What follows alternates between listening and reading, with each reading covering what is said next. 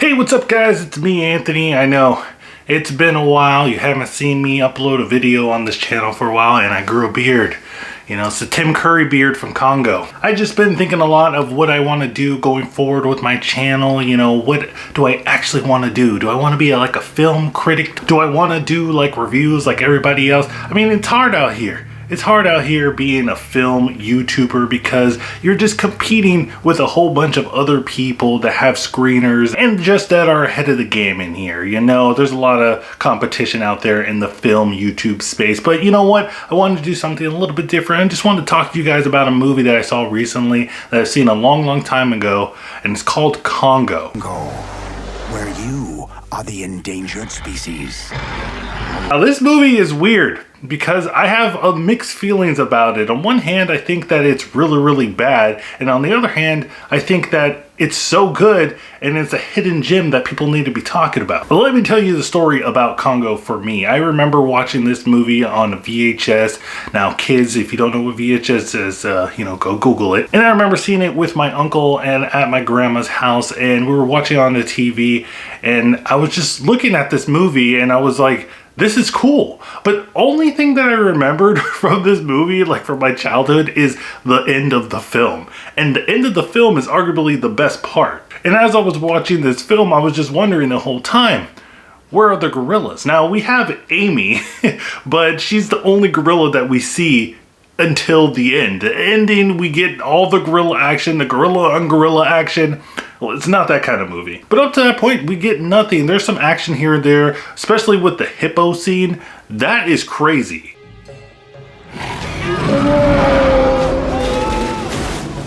Oh my God.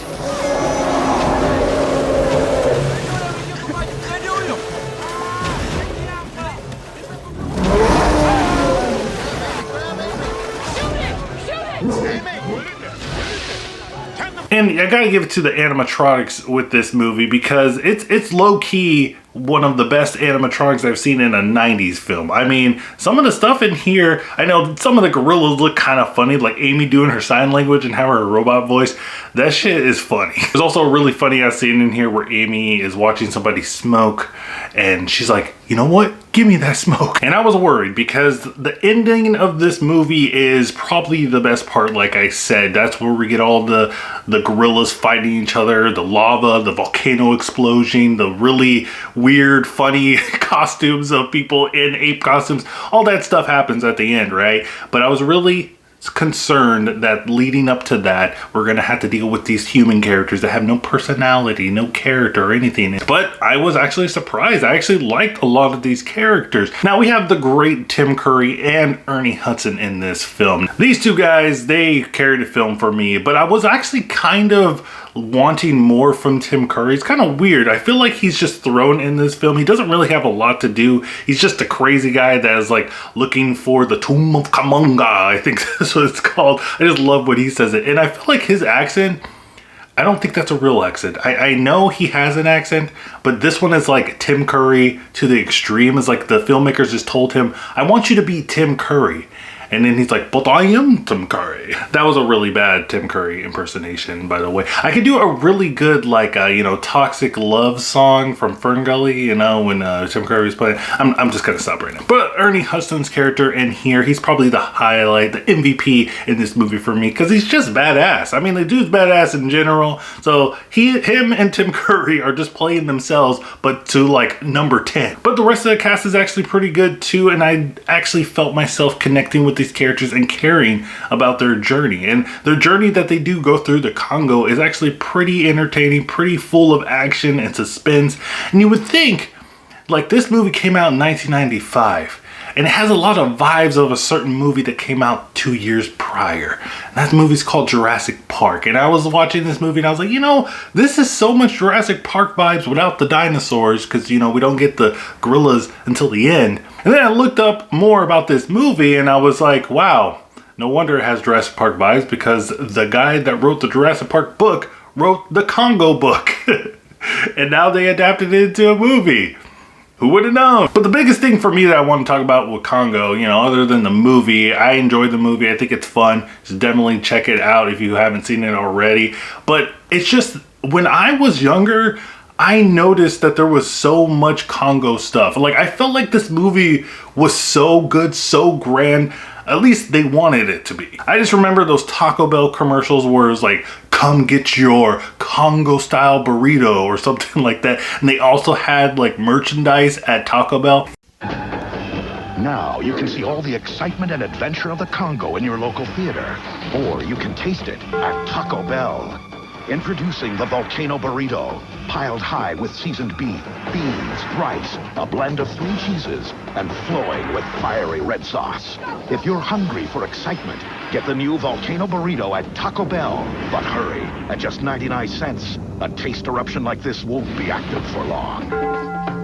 Yeah, there was a time where you would go to Taco Bell to get like toys, and the toys at Taco Bell were cooler than the toys at McDonald's, Burger King's, and like all the other stuff, because they were like more edgy, more like teen toys, I guess you would say. I remember like for a while they had like the Godzilla toys, the Godzilla 2000 movie.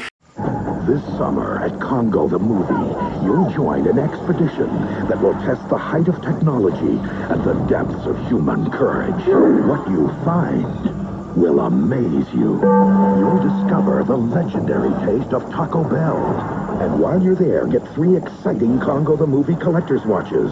Just $149 each with any food purchase. But hurry, they're an endangered species. But yeah, there's also like action figures of like mutilated apes going around. Like they went full force with this Congo film. And I was just kind of looking back at it when I was watching it again. I was like, expecting a grand spectacle similar to Jurassic Park, because I remembered some stuff, but I didn't remember all of it. And I was like, yeah, I remember I had some fun. They wanted it to be the next Jurassic Park. I mean, I see why, because you have the guy that wrote the book of Jurassic Park, you know, attached to this. He wrote the book of Congo. They wanted it to be big as Jurassic Park. I got a hint for you guys. You know, I'm gonna go back in time and tell you guys a little secret. You know, if you want it to be like Jurassic Park, put more apes in it. You know, more ape action, more ape danger. You would have had something successful on your hand. But guys, that is Congo. You know, I just wanted to talk about some movies that I like and I remember from my childhood, and just wanted to relay that with you guys, you know, have a little conversation. Let me know in the comments down below, have you seen Congo before? Have you ever heard of it? Have I convinced you to watch it? Probably not, but I definitely think you should go check out those commercials because they are dated. But guys, don't forget to check out my Twitter so you can stay updated with my channel. Don't forget to like, subscribe, do all that stuff. And remember guys, keep watching movies.